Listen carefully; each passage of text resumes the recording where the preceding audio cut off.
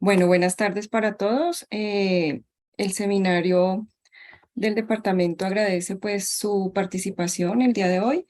Nuestro invitado el día de hoy es Juan Camilo Sosa. Él es profesor del departamento y pues para nosotros es un gusto que hoy estés aquí compartiéndonos el tema que nos vas a compartir, de tu línea de investigación. Entonces puedes iniciar, Juan Camilo. Muchas gracias por participar en el seminario. Bueno, muchas gracias. Primero quisiera estar seguro que se ve bien y tengo sonido. Sí, señor, las dos cosas. Perfecto. Bueno, muchas gracias a todos por participar, por acompañarnos en esta sesión. Es para mí todo un placer y un honor poder participar del seminario y más en el seminario del departamento. Así que en el día de hoy voy a compartirles como los hallazgos más relevantes de la investigación en la que he venido trabajando en los últimos años. Y en particular voy a exponer, voy a presentar em, los temas o las novedades que hemos encontrado y hemos publicado en el último paper en compañía con Brenda Betancourt en la Universidad de la Florida, que se titula A Latent Space Model for Multilayer Network Data. Este paper fue publicado este año, en enero, febrero de este año, y apareció en Computational Statistics and Data Analysis. Y bueno, es un paper de alguna manera muy extenso que recoge como muchos aspectos de análisis de redes y de estadística bayesiana. Así que me voy a enfocar sobre todo en la parte aplicada y en la parte más relevante de nuestros hallazgos. Quisiera también dar las gracias a Abel Rodríguez, que actualmente es el director del Departamento de Estadística en Washington, porque muchas de las charlas que tuvimos y muchas de sus contribuciones dieron como pie a esta investigación. Bueno, entonces de, parte de la motivación y parte de la intención de esta charla es como crear un interés científico y un interés por este tipo de datos, por los datos relacionales. Así que en la primera parte hablaré un poco sobre cómo surgen los datos relacionales, cómo surgen las redes y algunas técnicas de modelamiento cuando estamos trabajando en casos univariados, en casos simples. Y luego me voy a centrar en lo que nosotros hicimos para redes múltiples, para multigrafos, y voy a finalizar con una discusión para dando como algunas ideas para futuras investigaciones y sobre todo también de posibles extensiones del modelo. Muy bien. Siempre me gusta iniciar este tipo de charlas, sobre todo para las personas que no estén muy relacionadas con los grafos y con el análisis de redes, acerca de qué es una red. En realidad, el concepto de red es muy simple. En una red simplemente tenemos individuos que están conectados de alguna manera. Ahora, redes hay de muchos tipos dependiendo del tipo de individuos con el que estemos analizando y dependiendo de las relaciones que estemos analizando, pero como estructura matemática, como objeto matemático, tienen muchas distinciones. Podemos tener redes dirigidas o no dirigidas, dependiendo de si hay una direccionalidad implícita en la relación. Las redes dirigidas son aquellas redes donde hay una dirección implícita en la relación, las no dirigidas pues no la tienen. Y también tenemos redes ponderadas o no ponderadas, dependiendo de si hay algún número que describa o caracterice la relación entre los individuos. Entonces es un objeto en términos conceptuales simple, pero a la vez en términos de objeto como constituido por datos difícil de analizar porque tiene muchos aspectos que debemos tener en cuenta simultáneamente. Ejemplos de redes hay muchísimos en la literatura. Es inclusive difícil encontrar una rama del conocimiento donde no hayan relaciones entre los individuos. Y aquí, simplemente para mencionar algunos y dar como una idea de eh, la- las posibles aplicaciones que podemos encontrar en los datos relacionales, quisiera mencionar, por ejemplo, casos de redes no dirigidas, por ejemplo, una red social online como en Facebook, donde tenemos individuos asociados con los usuarios y las relaciones están dadas simplemente por una amistad entre los dos. Podemos tener relaciones en cultura organizacional en las compañías, podemos tener relaciones donde los individuos son los empleados de la compañía y las relaciones simplemente son solicitudes de amistad o de asesoría de un empleado hacia el otro. Este sería un ejemplo de una red dirigida. Podemos tener relaciones internacionales. Una red muy popular es una red donde los individuos son países y las relaciones son conflictos entre los países. Y redes que ahora son muy cercanas a mí porque porque he abierto algo de investigación en este sentido, son las redes en ciencia política, donde tenemos, los individuos son congresistas y las relaciones están dadas, por ejemplo, como el número de veces que dos congresistas han apoyado una moción, un proyecto de ley juntos.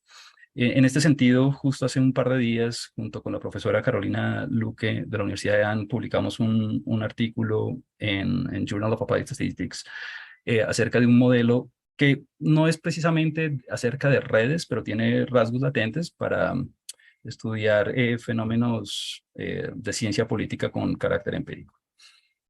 Em, Así que este tipo de objetos son objetos que tienen muchas facetas. Aquí, por ejemplo, me gustaría que eh, presentarles como dos representaciones alternativas de las redes, sobre todo para enfatizar dos cosas. La primera, que las redes tienen una representación matemática por medio de los grafos, con vértices y aristas. Y la segunda, en términos de la matriz de adyacencia, que simplemente es una matriz de ceros o unos en el caso de trabajar con una matriz binaria, donde vamos a tener un uno cuando hay una relación o no. Y esto de la matriz de adyacencia me gusta mucho presentarlo porque básicamente le da a uno la intuición computacional de por dónde empezar para trabajar con este tipo de datos. Porque básicamente vamos a tener datos binarios alrededor de un arreglo bidimensional en el caso de una red simple. Muy bien. Siempre que nosotros estamos interesados en modelar redes, hay muchos aspectos de la estructura, hay muchos aspectos del objeto que en realidad es muy complejo que debemos tener en cuenta para proponer modelos realistas. Y dos de ellos son la homofilia y la equivalencia. En la homofilia, eh, podemos encontrar todas aquellas redes donde los individuos se relacionan entre sí de acuerdo a características sensibles. Es decir, hay una tendencia a tener relaciones entre los individuos cuando ellos comparten características comunes. O el de la equivalencia es cuando hay relaciones, pero de acuerdo al papel en que los individuos se desarrollan o se desenvuelven en el sistema. Entonces, no importa qué tipo de estrategia o qué tipo de metodología estemos utilizando para modelar las redes, lo importante es que este tipo de características, como la homofilia o la equivalencia o muchas otras que reflejan patrones de clustering o reflejan patrones de transitividad, las podamos tener en cuenta dentro del modelo para poder hacer caracterizaciones realistas de los fenómenos que estamos estudiando. Y lo cual me lleva a otro comentario bien importante, y es que cuando estemos haciendo modelos de redes, como sucede en muchos otros aspectos en la estadística, es que tenemos que tener cuidado y tenemos que tener en cuenta que las relaciones, los valores puntuales de las relaciones, no son independientes unos de los otros. En el campo del análisis de redes, em, que empezó desde el punto de vista estadístico, que empezó sobre los 60 con el trabajo de Erdős Rengyi, Los modelos eran básicamente modelos con estructuras matemáticas simples bajo el supuesto de independencia, pero que no se ajustaban a redes realistas que se observan en el mundo, como en la biología, como en la computación, como los ejemplos que acaba de mencionar. Entonces, la idea es que propongamos modelos, la idea es que tengamos en cuenta este tipo de dependencias para poder proponer modelos realistas. Lo cual me lleva a mi siguiente punto, y es que eh, la idea es, y la perspectiva, el enfoque, el paradigma que nosotros usamos para poder analizar las redes es un paradigma basado en el modelo. Es un paradigma en el que nosotros vamos a poner modelos estocásticos, en el que uno de los principales intereses es Okay, investigar el proceso generativo de los datos, poder proponer una máquina, un right. We mecanismo have the aleatorio. liraglutide study run by Dr. Creo que Jacobellis alguien along with Dr. eh, Frasca. no tiene And there is the bloqueado el transonic micrófono. study run by Dr. Goldberger with myself. Dr. Jacobellis is also part of this study, but he's not the I'm transonic sorry, can expert. you The please ones I shut sent up you your this as well is mic? the transonic study. And Dr. Cierrele el Frasca, micrófono, Juan Camilo. Oh, creo que... Ok, no, yo no tengo Listo, control listo. de la... Gracias. Ok, entonces, parte del proceso en el inventivo, del proceso científico, desarrollando los modelos, es desarrollar modelos desde un punto de vista estadístico generativo que nos permitan a nosotros entender el mecanismo aleatorio que le da vida a los datos, a las relaciones. Y casi que con el mismo propósito que uno desarrolla cualquier modelo, ¿no? Poder estudiar la estructura de la red, todos los procesos, por ejemplo, procesos de contagio, estudiar, por ejemplo, la asociación o el impacto que puedan tener las variables de los individuos sobre las relaciones, hacer imputación de relaciones, hacer predicción de eh, relaciones. Y mi punto fundamental es que, y bajo el paradigma que vamos a trabajar, es un paradigma que nos permite cuantificar la incertidumbre asociada con todos estos procesos. Hay otra corriente, de pronto un poco más desde el computer science, desde las ciencias de la computación, desde más algorítmico, donde es posible hacer algunas de estas cosas, pero el precio que se paga en ese momento es que no se puede cuantificar la incertidumbre de los procesos o de las estructuras y demás. Entonces, nosotros vamos a hacerlo desde el punto de vista del modelo, con el propósito de poder hacer todos esos estudios y asimismo cuantificar la incertidumbre. No fue sino hasta el 2002, en el que un trabajo muy importante que revolucionó el modelamiento de las redes que surgió, fue con Peter Hoff en 2002. En ese momento Peter Hoff era profesor de la Universidad de Washington en Seattle y propuso un modelo que denominó el Latent Space Model, el modelo de espacio latente, y fue un modelo que hasta ese momento, desde mi punto de vista, tumbó a los ERMs, a los Exponential Random Graph Models. Y fue un modelo que tuvo un impacto tan grande que hoy en día tiene un poco más de 2.000 citaciones en Google Analytics, por ejemplo. Y es un modelo que de alguna manera eh, cumplió dos propósitos. El primero es proponer un modelo generativo que incluía efectos aleatorios para modelar transitividades de manera muy simple. Ya ahorita haré la intuición al respecto. Y lo segundo es que permitió desarrollar muchísimas extensiones para abordar demasiados tipos de procesos como de clustering. Entonces, la intuición detrás del modelo de espacio latente de Hoff es el siguiente, y es eh, que vamos a asumir que todos los individuos en el sistema están involucrados, están desenvolviéndose en un espacio que puede ser de 2 dimensiones, de 3 dimensiones, de 4 dimensiones, no importa. Puede ser un espacio euclidiano o incluso puede ser un espacio esférico, no importa el espacio. Lo importante es que todos los individuos tienen una posición y entre más cercanos estén los individuos en ese espacio, la probabilidad de tener una conexión en el sistema empieza a aumentar. Es decir, ese espacio que Hoff denominó espacio social, es un espacio que representa características no observadas, características latentes, características que nosotros vamos a modelar y vamos a tener en cuenta aquí dentro del modelo y que aquí yo estoy notando con U sub I y U sub J. Son características que directamente me permiten a mí modelar, me permiten a mí caracterizar las probabilidades de interacción de los sujetos. Y es una idea absolutamente revolucionaria y absolutamente simple. Si yo tengo 2 individuos en el espacio que estén cerca, su probabilidad de interacción, su probabilidad de conexión va a ser alta. Entre más lejos, entre más se alejen en el espacio, esa probabilidad de interacción va a disminuir. Entonces, dentro del mundo de las redes, este modelo, que como les decía, se ha estudiado bastante y ha tenido muchísimas extensiones, fue lo que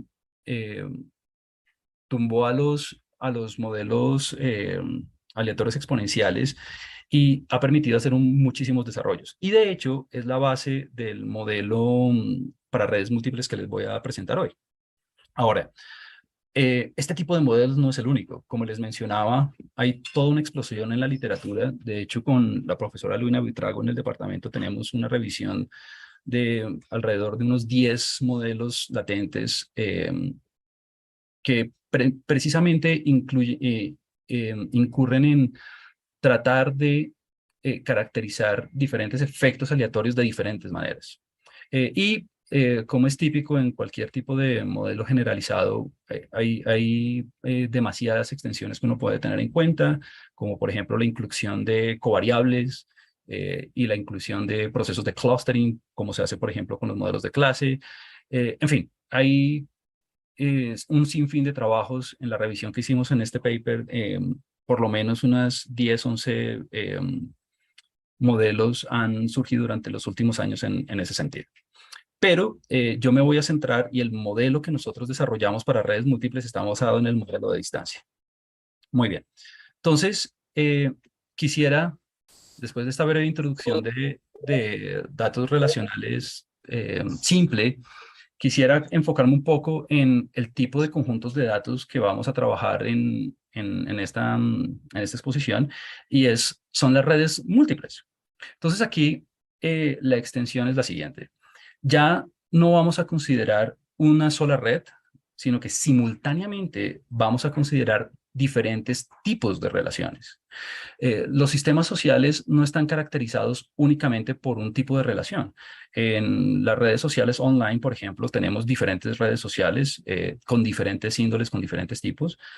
Tenemos redes sociales donde donde expresamos nociones de amistad como en Facebook o como relaciones de trabajo como en LinkedIn o relaciones eh, de populares como en Instagram o incluso en ambientes laborales que fue una de las redes que asoció una de las tipos de redes que motivó este trabajo. Uno puede tener diferentes tipos de relaciones con sus compañeros de trabajo. Unas pueden ser de amistad, otras pueden ser de colaboración, otras pueden ser de argumentos, en fin. Entonces ahora vamos a extender la noción de datos relacional a una idea de datos relacional múltiple. Entonces tenemos los mismos individuos, tenemos el mismo sistema, pero medido en diferentes relaciones. Por lo tanto, tenemos un conjunto de matrices de adyacencia, tantas como relaciones queramos estudiar. Y actores y individuos, J matrices de adyacencia. Y aquí caben nuevamente todas las clasificaciones de tipos de relaciones que pueden haber, dirigidas, no dirigidas, ponderadas y demás, pero para los avances y para el proceso científico que queríamos llevar a cabo, nos centramos en redes binarias no dirigidas con características múltiples. Y lo hicimos así con un propósito, y es poder tener como un punto de partida fijo, tal cual lo tuvo Hoff en el 2002, para poder empezar a hacer generalizaciones y extensiones a otros tipos de redes. Muy bien, entonces la estructura, el tensor que vamos nosotros a analizar en este momento van a ser redes, pero múltiples con múltiples matrices. Y el ejemplo de motivación, uno de los ejemplos de motivación, en el paper original tenemos 7 bases de datos que analizamos. Una de ellas es es un conjunto de datos donde tenemos 4 capas, tenemos 4 tipos de relaciones en un sistema realmente pequeño, que tiene 13 actores. Em, en este conjunto de datos de una compañía que se llama Western Electric, los empleados fueron medidos o fueron observados en diferentes relaciones. Una que denominamos horseplay, que es como, es un poco difícil de traducir al español, pero es como las relaciones como amistosas, como entre juego y bullying que hay entre los colaboradores, de argumentos o de amistad real entre los actores y antagonismos dentro de la oficina. Aquí los colores representan la función que llevaban dentro de la oficina estos individuos que se observaron.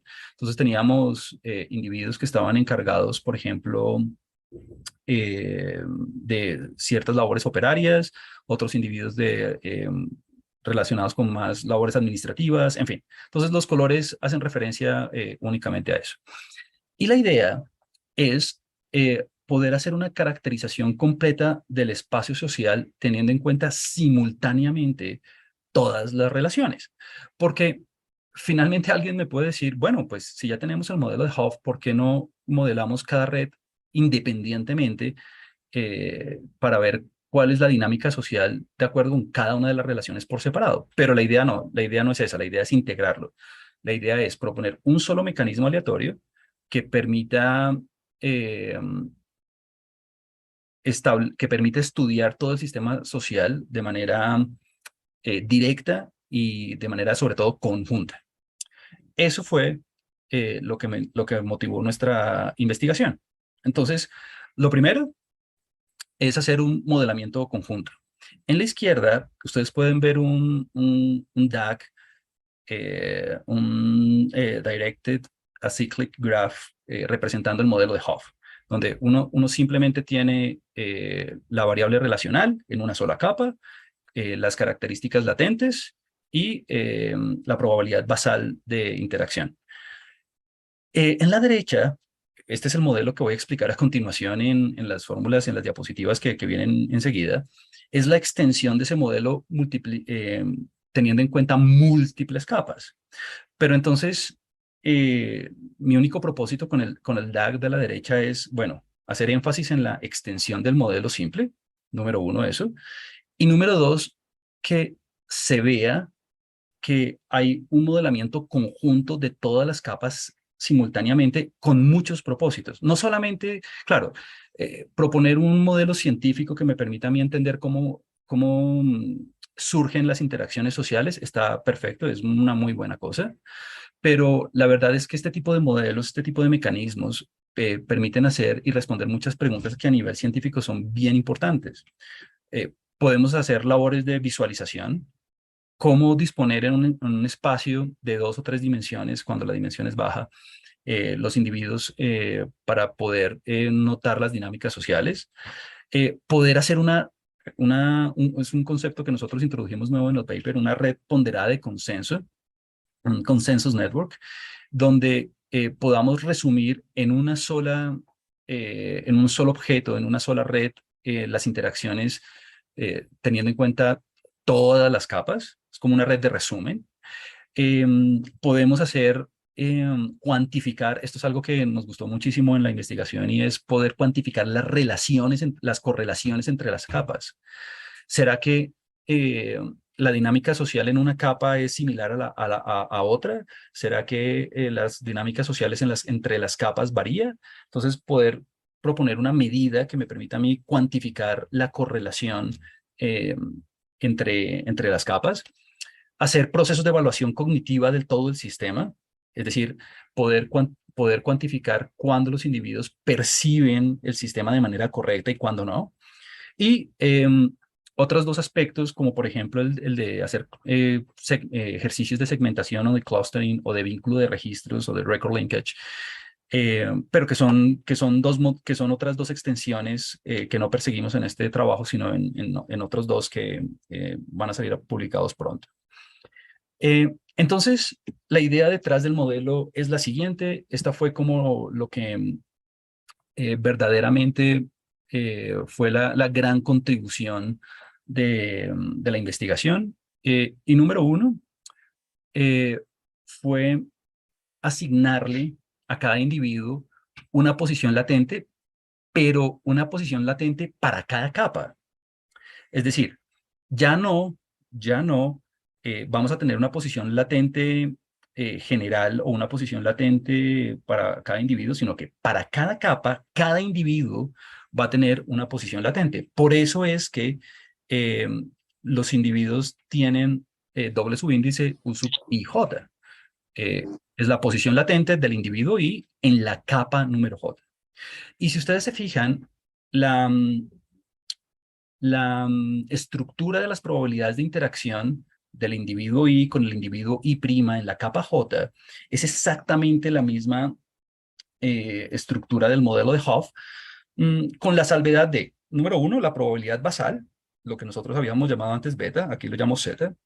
ZJ es cada red, cada capa, cada tipo de relación tiene su propia probabilidad basal de interacción, que está relacionada con las posiciones latentes de los individuos. Entre más cerca estén dentro de esa capa, la probabilidad de interacción se maximiza, entre más lejos estén, la probabilidad de interacción disminuye. Y además, esto fue una ligera modificación, una ligera extensión que decidimos incluir en últimas. Introdujimos una ponderación para que la distancia de los individuos no pese exactamente lo mismo a través de todas las capas. Esa es una modificación menor, pero yo creo que le puso un sabor mucho más atractivo a la hora de captar las características transitivas de las redes, por ejemplo. Ahora, aquí viene lo que yo considero es verdaderamente el aporte de la investigación, y es, vamos a hacer una estructura jerárquica para relacionar los parámetros que aparecen involucrados en la verosimilitud. Porque, claro, alguien simplemente podría decir, modelemos todas las redes independientemente. Y la verdad es que ahí no ganamos nada, porque, claro, cada individuo va a tener una posición en una red, pero no vamos a poder cuantificar simultáneamente los ejercicios de incertidumbre que queramos hacer y poder calcular todas las medidas que les mencioné hace un segundo. Entonces, la idea base es, para cada individuo, voy a asumir que existe en el espacio social una posición promedio, que es lo que yo he llamado, y está aquí en rojo, eta sub i. Eta sub i es la posición promedio de cada individuo en el espacio social. Es decir, estamos postulando un modelo donde cada individuo en el sistema tiene una posición promedio y todas las desviaciones de esa desviación promedio son las que caracterizan las demás capas. Es decir, las posiciones latentes, U sub IJ, son desviaciones, en este caso asumimos normales, como se asume en la mayoría o casi que todos los modelos de efectos aleatorios, con media eta sub i. Entonces, eta sub i es la posición promedio del sistema en el individuo y U sub IJ son desviaciones de esa posición promedio que se ajustan dependiendo de la capa con la que yo esté trabajando. Si es una capa de amistad o si es una capa de antagonismo, si es una capa de lo que sea. Muy bien. Y para los demás parámetros del modelo, por ejemplo, para las probabilidades basales de interacción, es decir, los ZJ o para los ponderadores de las distancias, TJ, también incluimos como la misma dinámica, que sean desviaciones de una posición promedio. Y bueno, aquí quisiera hacer un alto y hacer un par de consideraciones. La primera es que sí, en efecto, es un modelo con una estructura paramétrica simple, en el sentido que estamos utilizando distribuciones normales para modelar los efectos aleatorios o las observaciones latentes de cada una de las características de los individuos a través de las capas. Eso es una cosa. Alguien puede decir que ¿por qué distribución? Esta fue una de las observaciones de uno de los referees durante el proceso de publicación de por qué tener procesos tan simples, latentes, es una buena alternativa. Y aquí yo lo veo de dos maneras. La primera es, queríamos tener un modelo basal, un modelo lo más simple posible, paramétrico, que nos permitiera tener un punto de partida para luego tener generalizaciones o poder incluir efectos aleatorios un poco más complicados. Entre ellos, por ejemplo, eh, para las características latentes, no necesariamente necesitamos tener una normal multivariada en cada dimensiones. Ahí podemos tener una mezcla de distribuciones normales, si queremos, por ejemplo, introducir directamente nociones de clustering, o incluso podemos irnos en una dirección no paramétrica poniéndole una previa a la distribución de las características latentes por medio de un proceso de Dirichlet. De hecho, esa idea es una idea que independientemente ya tuvo alguien en Italia, D'Angelo, el año pasado, y ya está digamos, en desarrollo, pero bueno, digamos que es otra alternativa. Sí, tenemos una distribución previa jerárquica común y corriente eh, con distribuciones semiconjugadas. Alguien puede objetar, por ejemplo, el uso de la gama inversa para los componentes de la varianza. Pero claro, todo ese tipo de ajustes se puede hacer una vez uno tenga un modelo basal que uno sabe que funciona. En lugar de una gama inversa, puede utilizar una distribución uniforme o una cuchitruncada, en fin, tantas opciones que podemos utilizar para modelar los componentes de varianza. Pero lo que más nos gusta de esta formulación es que es una formulación simple, una formulación jerárquica que me permite hacer el proceso de, um, em, describir cómo es el proceso de cómo surgen los datos de manera realista y directa, y que nos va a dar como un pie para poder hacer extensiones a futuro, incluyendo, digamos, maquinaria un poco más sofisticada desde el punto de vista estadístico. Muy bien. Solo quisiera hacer un último par de observaciones respecto al modelo. Una es, claro, las observaciones en la verosimilitud se asumen condicionalmente independientes. Eso no implica independencia marginal, ¿no? Entonces, estamos modelando las observaciones condicionalmente independientes dados los parámetros, pero eso no da, digamos, ningún tipo de restricción, porque yo sé que las observaciones son dependientes, pero condicionalmente asumimos que son independientes, pero marginalmente no lo van a hacer. Entonces, por ese lado estamos bien, por ese lado estamos en línea con lo que debería tener un modelo de este tipo. Y la otra cosa es que en la matriz de covarianza de las características latentes es una matriz diagonal y necesita ser diagonal porque no quisiera introducir características latentes correlacionadas que de alguna manera se sobrelapen o sean redundantes. Esa matriz de adyacencia, que esta es una de las confusiones que usualmente se tiene en este tipo de modelos, esa matriz de adyacencia no modela la posible correlación entre los individuos o algo así, no, lo hace la forma en que yo meta las características latentes dentro del modelo por medio de las probabilidades de interacción, en este caso por medio de distancias. Muy bien. Ahora, este es el modelo. Este es como uno de los grandes aportes que hicimos en la investigación. Pero una cosa es hacer el modelo y proponer un modelo, sobre todo desde la perspectiva bayesiana, y otra es implementar.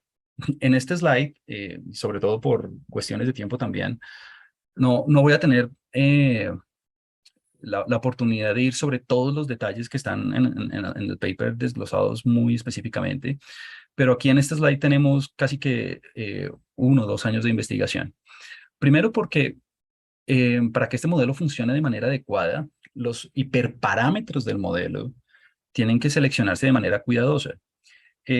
Como es usual en la estadística bayesiana, la idea es tratar de hacer una distribución. En ausencia de información externa, la idea es tratar de hacer una información previa lo más difusa o no informativa posible. Y aquí esto hay que tomarlo con cuidado para que el modelo funcione bien. Sobre todo porque todo depende de la dimensión latente con la que esté trabajando. Entonces nosotros propusimos una manera de licitar los parámetros del modelo dependiendo de la dimensión con la que esté trabajando. Entonces, hay que seleccionar muy bien los hiperparámetros del modelo para poder lograr una distribución previa lo más difusa posible que no se vea afectada por la dimensión del modelo. Las posiciones latentes no son identificables y es muy fácil de verlo porque como todo esto está basado en distancias, pues todas las distancias son invariantes a cualquier rotación del espacio. Basta simplemente meter una matriz ortogonal dentro de la norma para demostrarlo. Entonces, simplemente esto lo discute Hoff en algún momento también en el 2002. Lo que hacemos es, para unificar la inferencia, es hacer una transformación de proclustres y poder, digamos, tener un punto de referencia común. Ahora, toda la inferencia la hacemos con MCMC, con Markov Chain Monte Carlo, por medio de las cadenas de Markov, y aquí quisiera detenerme un poco. Lo primero es que tenemos muchos algoritmos funcionando en este momento, resultado de 2 años de investigación de cómo proponer algoritmos de MCMC que sean eficientes y que puedan explorar la distribución posterior de manera eficaz. Y aquí hay todo tipo de trucos y todo tipo de alternativas que tenemos implementadas y que sobre las que no voy a ir en ese momento en detalles, como por ejemplo hacer la extensión. En este caso, en esta versión del modelo, tenemos un link probit. Entonces, una de las maneras de aliviar un poco la carga computacional es haciendo en el mismo espíritu de Albert y Chip en el 99 más o menos, incluir variables aleatorias auxiliares para hacer una conexión semiconjugada de la respuesta con el enlace. Si tenemos, eso se logra por medio de una distribución normal truncada. Si usted tiene una distribución Logit, es posible incluir una distribución poliagama en el espíritu de Paulson. Y bueno, en términos algorítmicos, usualmente terminamos utilizando un muestreador de Gibbs con diferentes tipos de pasos. Tenemos pasos de Metropolis Hastings, tenemos pasos de Hamiltonianos, de Hamiltonian Monte Carlo, inclusive tenemos un algoritmo implementado con un Hamiltoniano estocástico. Y aquí, con todos los peros del asunto de algorítmicamente seleccionar, hacer adaptaciones de los parámetros de tanto de los pasos de Metrópolis como de los Hamiltonianos. En fin, como que tuvimos en cuenta todas las posibilidades para hacer el algoritmo lo más eficiente y que mezclara lo mejor posible para explorar la distribución posterior. Ahora, en este momento hay un estudiante de la maestría que está estudiando, tenemos 2 estudiantes de la maestría que están estudiando alternativas un poco aproximadas, más aproximadas. Uno de ellos estudió una manera de aproximar la verosimilitud por medio de casos y controles en el sentido un poco del muestreo estratificado, y otro está estudiando alternativas variacionales. Aunque en este caso he estado durante años muy reacio a irme en esa dirección, porque los algoritmos variacionales son muy sensibles a las semillas, a dónde iniciar el algoritmo, y para modelos profundamente jerárquicos hay mucha evidencia de que no funcionan bien. Y sobre todo con procesos de clustering, donde son una pesadilla realmente. Entonces, decidimos irnos con MCMC en este caso también. En términos computacionales, todo el código lo tenemos disponible en C, en conexión con R en RCPP. Pero lo que tuvimos que hacer fue hacer una versión, una suite en paralelo para correr diferentes dimensiones simultáneamente y luego elegir la mejor dimensión de acuerdo a un criterio de información. En este caso, este fue otro de los aportes del paper, utilizamos el Watanabe Akaichi Information Criterion para seleccionar la mejor dimensión latente para un conjunto de datos particular. Y aquí, esta es una de las opciones que más me gusta porque otra alternativa habría sido, por ejemplo, en la misma onda de Green, hacer un reversible jump, un salto reversible con MCMC, pero es demasiado complicado hacer MCMC transdimensional en este tipo de modelos. Entonces ahora, una vez discutidas un poco las complejidades computacionales del modelo, de hecho esto es demasiado para un solo slide, pero quisiera sentarme ahora simplemente en los resultados para que ustedes vean y tengan un sabor de lo que produce el modelo. Este, por ejemplo, es un resultado de la matriz, esa matriz de consenso, esa matriz de resumen que muestra cómo se relacionan, es una sola red ponderada, es una sola red que me dice, en general, en resumen, cómo se interactúa, teniendo en cuenta todas las capas simultáneamente, cómo se relacionan los individuos. Si ustedes se dan cuenta, las ponderaciones o las probabilidades de interacción de esta red de consenso están basadas en las posiciones promedio de la estructura jerárquica del modelo. Entonces es un subproducto directo de la formulación del modelo. Y en este caso, simplemente para que ustedes lo tengan de referencia, vemos que hay algunos individuos, por ejemplo, los individuos que van del 8, incluso el 9, hasta el 11, que tienen una alta interacción dentro del sistema a través de todas las relaciones. Muy bien. Una vez hacemos la inferencia, también es posible caracterizar las dinámicas sociales de cada una de las capas. Ustedes aquí ven las medias posteriores de las posiciones latentes para cada una de las capas. Y ven, por ejemplo, que nuevamente estos individuos, el 9, el 8, el 10, el 10, están muy cercanas en el espacio y son posiciones que reflejan una alta interacción incluso a través de argumentos, inclusive a través de amistades o antagonismos, pero fíjense que esa interacción empieza como a desplazarse, como a diferir de la original.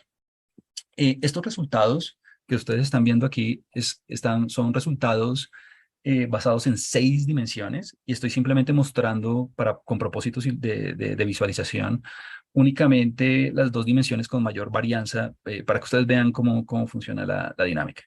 Ahora, listo, pude ver la dinámica social, pude ver cuáles individuos están más cerca de otros y cuáles tienden como a interactuar, a tener una probabilidad mayor de interacción de acuerdo a su cercanía. Perfecto.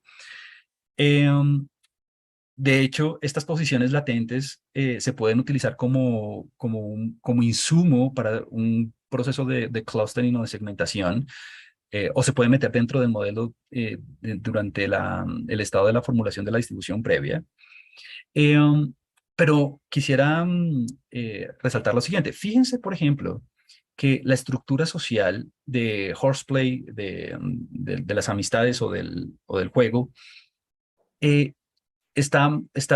se parece o es bien similar a la de friendship, a la de amistad en términos reales, no solamente de juego, y es más bien diferente o no tiene una concordancia tan directa con la de antagonismos dentro de la compañía. Entonces, claro, verlo es una cosa y cuantificarlo por medio de un índice es otra. Nosotros propusimos unos coeficientes, cuantificar esa correlación entre redes por medio de las distancias a través de las capas. Entonces, eso nos dio una manera directa de poder cuantificar la incertidumbre entre las relaciones entre las capas y ver dónde hay una relación significativa o no entre ellas.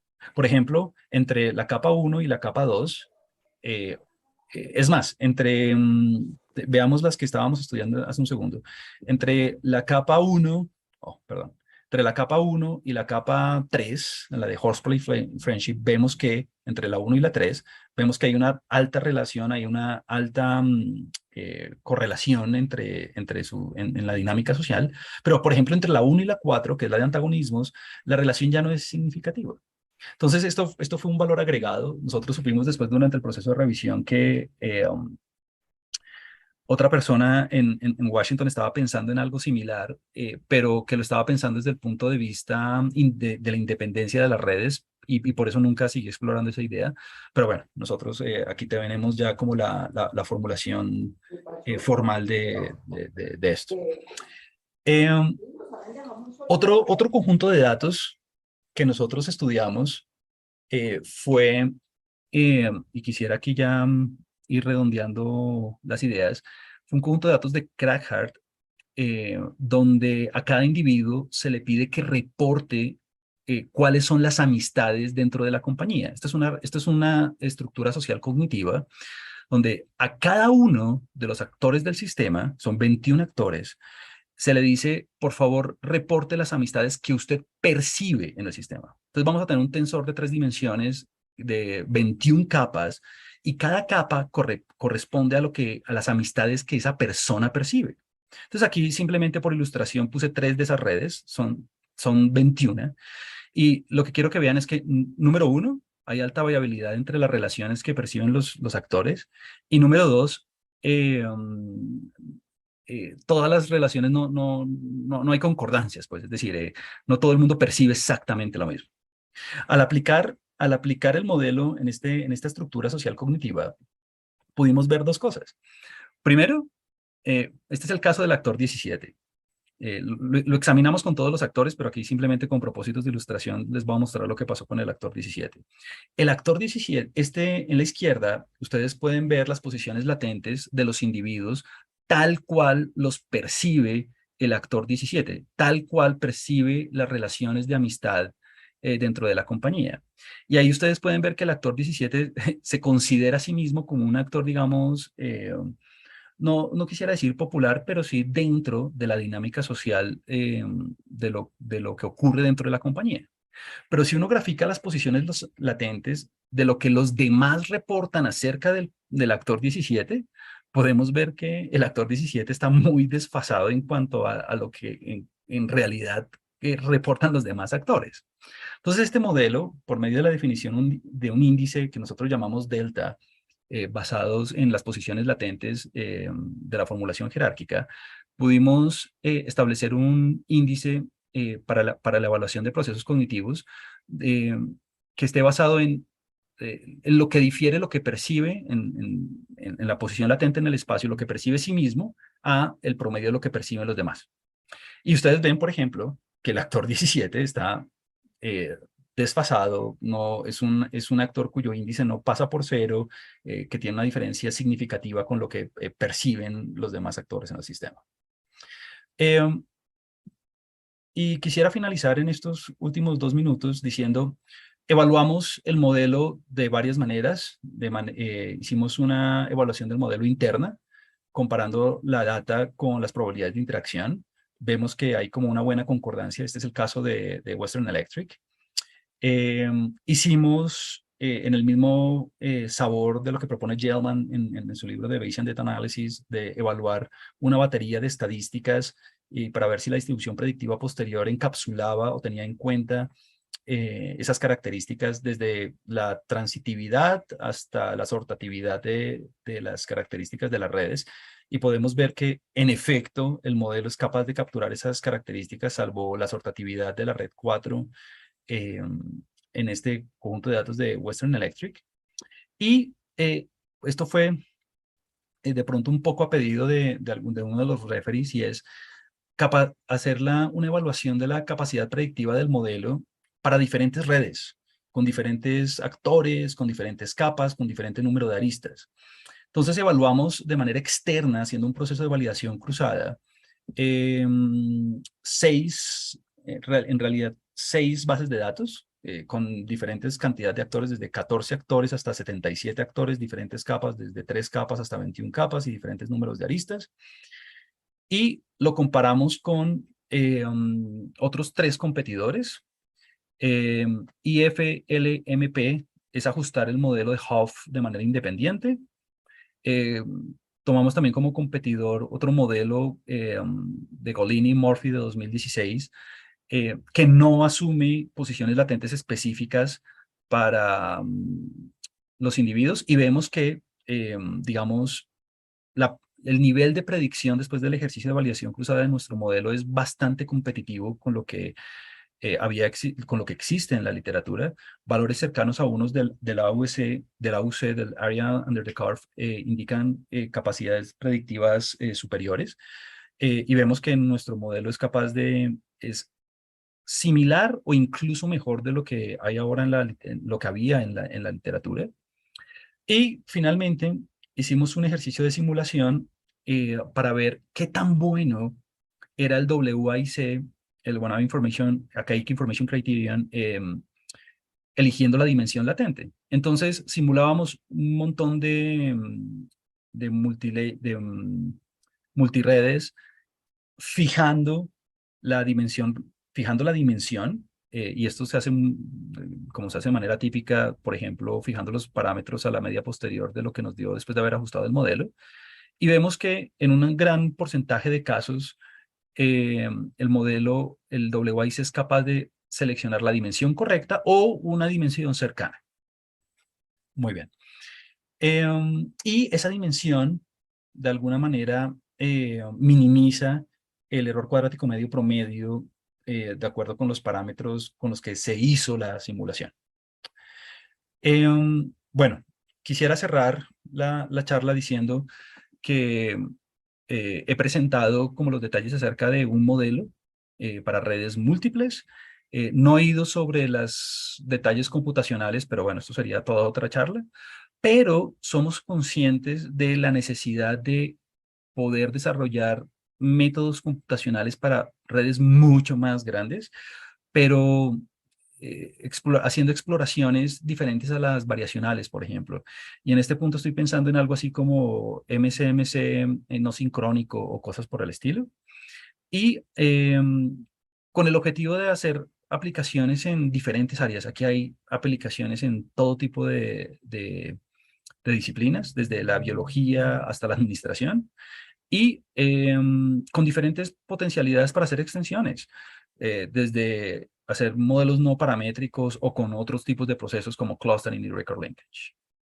Bueno, eso sería todo. Muchas gracias por su tiempo, por su atención, y estaré contento de resolver eh, cualquier pregunta que puedan tener al respecto. Muchas gracias. Gracias a ti, Juan Camilo. Entonces quedamos pendientes de quién tiene alguna pregunta. Puede, no sé, abrir el micrófono, levantar la mano para darle la palabra.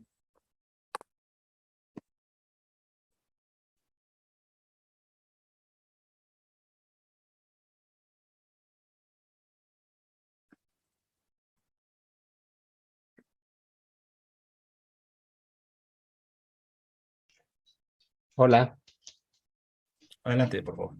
sí. Hola Juan Camilo, muy chévere la presentación, la charla. Yo tengo pues como dos inquietudes. Unas, pues la primera inquietud pues tiene que ver si, digamos, como las dificultades o las restricciones que podría tener su propuesta, su modelo, en cuanto al número de individuos, ¿cierto? O al número de capas, ¿sí? Porque pues bueno, uno se podría imaginar un número de capas finitas, pues pequeños, pero ¿qué pasaría si, por ejemplo, el número de capas va creciendo y ese número de capas de redes es bastante alto? ¿Existe algún tipo de restricción eso en cuanto al número de capas y al número de individuos? O, Definitivamente sí. Bueno, en el análisis de redes múltiples, usualmente el número de capas no es tan alto. Usualmente el número a menos de que se esté trabajando con una serie de tiempo de redes, pero típicamente el número de capas no es tan alto. Pero este modelo es absolutamente pesado en términos de parámetros. Teníamos, por ejemplo, una red con 77 individuos y 3 capas o 6 capas, y la cantidad de parámetros de ese modelo pasaba a los 1000. Y obviamente ahí teníamos que exigirnos bastante computacionalmente para que esto tenga como un sentido práctico, un sentido realista, ¿no? en esa tarea fue cuando empezamos a desarrollar los procesos hamiltonianos estocásticos para tener como cierto tipo de agilidad en la exploración de la distribución posterior. Y el siguiente paso es, y es algo que todavía estoy pensando porque no quiero meterle un par de años de investigación a esto sin estar seguro de hacerlo o no, hacer como una versión variacional, pero no pura porque tengo un par de colegas que dedicaron 3 años a hacer algoritmos variacionales para redes múltiples e incluso para redes simples y no funcionan bien. Entonces, ahí hay bastante, digamos, trabajo para hacer. La otra sería fijar algunos parámetros donde la incertidumbre sea más pequeña y solamente dedicarnos a cuantificar la incertidumbre o muestrear en donde haya más variabilidad, pero pues bueno, digamos que la restricción está ahí. Pero bueno, digamos que hay, y con esto quisiera finalizar, hay casos como las estructuras sociales cognitivas donde tenemos el tensor total tiene tantas capas como individuos. Entonces es raro ver estructuras sociales cognitivas muy grandes, porque usualmente cada individuo tiene que dar un reporte de toda la red. Entonces usualmente no se ven estructuras sociales cognitivas tan grandes. Y la otra pregunta era... Bueno, no sé, es básicamente, pues este modelo es como, es transversal en un momento del tiempo, ¿cierto?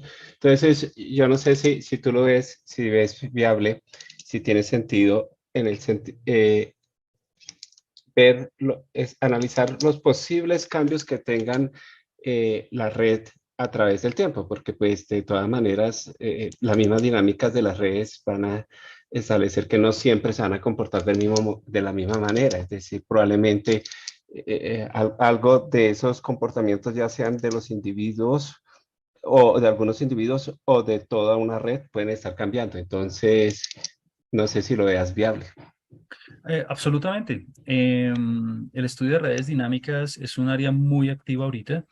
De hecho, en el curso de análisis de redes que estoy dando en este momento ahí en el departamento, en el primer caso de estudio, usualmente los estudiantes hacen el análisis de un conjunto de 200 traders a través de más de 100 momentos en el tiempo. Y digamos que el twist o la clave para hacer un modelo que sea dinámico es incluir la dependencia temporal en los parámetros, por ejemplo, a través de un proceso autorregresivo o alguna cosa de ese estilo.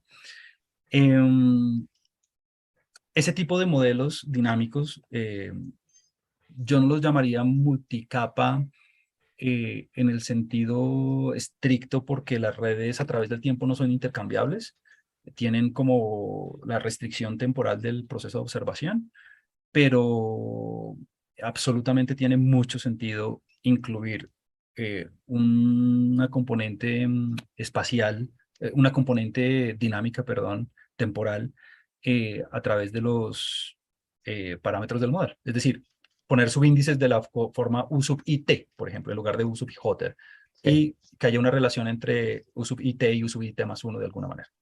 Ok, bueno, muchas gracias, Juan Camilo, muy amable. Desde YouTube tienes varias preguntas. Entonces, la primera, bueno, te hace la pregunta Samuel Sánchez. Te pregunta que si entonces la función de enlace Probit tiene ventajas computacionales en comparación a la logic. La respuesta es no. En casos univariados, donde únicamente tenemos marginalmente procesos de observación binarios, Logit y Probit tienen un comportamiento demasiado similar. En procesos multivariados sí hay una diferencia grande. Y en términos computacionales,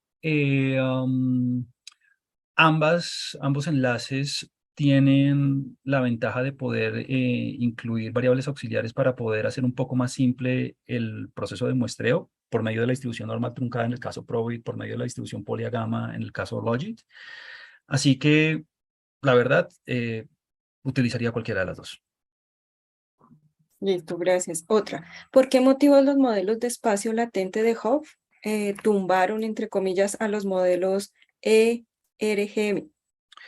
Los modelos de espacio latente, entre comillas, tumbaron a los ERMs. No los tumbaron en el sentido que los ERMs son muy populares y todavía se usan muchísimo, pero los ERMs sufren de una propiedad muy cansona, y es que se degeneran muy fáciles se degeneran muy rápidamente en ciertas porciones del espacio, por un lado. Y por el otro, el cómputo de la constante de normalización de la densidad de un ERM es una pesadilla, sobre todo cuando las redes empiezan a ser grandes.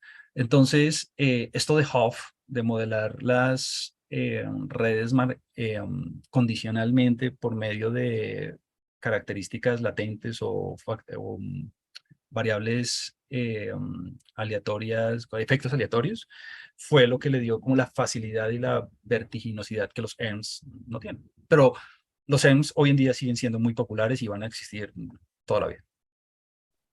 Y la última, que si existen modelos de espacio latente para redes dinámicas. Sí, de hecho Brenda tiene 2 modelos de espacio latente para redes dinámicas, y de hecho me enteré hace poco que alguien ahora está haciendo un modelo dinámico para redes multicapa. O sea, tiene todo el mismo tensor, pero ese mismo tensor, esa misma estructura observada a través del tiempo. Entonces, la respuesta es sí. De hecho, la primera extensión dinámica del modelo de Hopf fue publicada en JASA en el 2015-2016. Y bueno, muchos estábamos detrás de ese modelo antes de que alguien lo publicara, pero bueno, se ganó. Muchas gracias. ¿Alguien más tiene alguna pregunta aquí en la reunión en Zoom?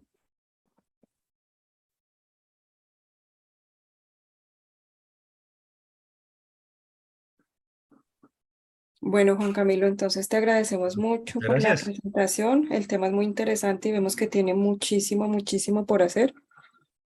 Y pues cuando tengas más desarrollos te esperamos de nuevo aquí en el seminario. Muchas gracias. Muchas gracias a todos por asistir, y a las personas que se encuentren interesadas en trabajar con redes, ahí me pueden encontrar. Hasta luego. Muchas gracias, profe Juan Camilo.